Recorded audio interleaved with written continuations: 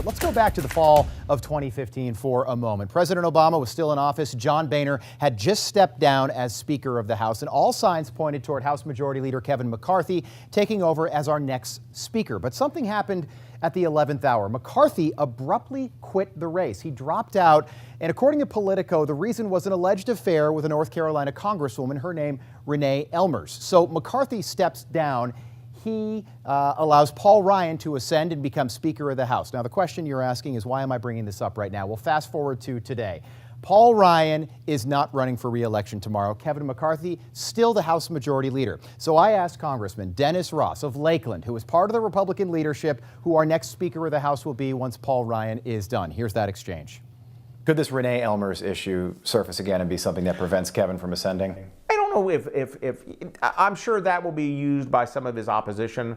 As we saw in the Kavanaugh hearings, any allegation is going to be accepted with some sense of credibility. That was a hushed rumor that kind of made its way around the Capitol. Yes. It wasn't mainstream news. No. It was very quiet, and all of a sudden Paul Ryan was Speaker of the House. Correct. But the same issue is now maybe more relevant 2 years later because of Me Too. Absolutely. So could it prevent him? It could prevent anybody.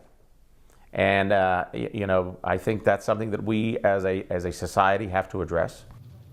Dennis Ross did say that he does think Kevin McCarthy will be our next Speaker of the House. Of course, I asked the congressman about his predictions for Florida's midterm elections as well. Listen. The entire country is going to be looking at a few races around the country. Two of them are right here. What do you think happens? Let's start with the governor's race. It's a really close one to call. It's off year. You're not going to see the turnout that we normally see. We've seen, I think, a great deal of Republicans vote early. Yep.